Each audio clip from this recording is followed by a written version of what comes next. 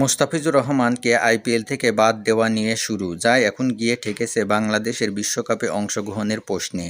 আগামী ৭ ফেব্রুয়ারি থেকে শুরু হতে যাওয়া বিশ্বকাপে বাংলাদেশ খেলবে কি না, খেললেও কোন দেশে খেলবে তা নিয়ে আলোচনা সমালোচনার শেষ নেই।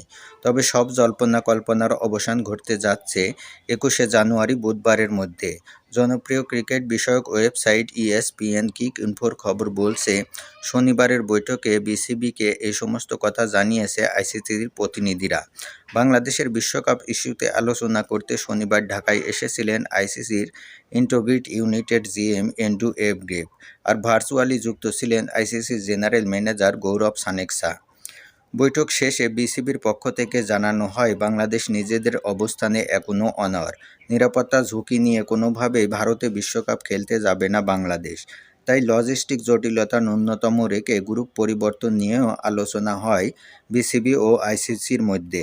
তবে কিক ইনফো বলছে, বাংলাদেশের গ্রুপ পরিবর্তনের অনুরোধে রাজি হয়নি আইসিসি।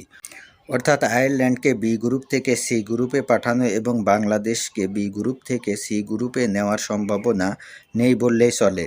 এছাড়া আইসিসি ও বিসিসিআইয়ের পক্ষ থেকে বারবার নিশ্চিত করা হয়েছে, ভারতের মাটিতে বাংলাদেশের জন্য কোনো রকম নিরাপত্তা ঝুঁকি নেই। তাই আইসিসি এখন বাংলাদেশের কাছ থেকেই চূড়ান্ত সিদ্ধান্ত জানার অপেক্ষায় রয়েছে। কিক ইনফো সূত্র ধরে বিভিন্ন গণমাধ্যমের খবর বলছে, বাংলাদেশ যদি ভারতে গিয়ে না খেলার সিদ্ধান্তে অনড় থাকে, তাহলে বিশ্বকাপে বাংলাদেশের বদলে অন্য কোনো দেশকে সুযোগ দেওয়ার পরিকল্পনা করছে আইসিসি।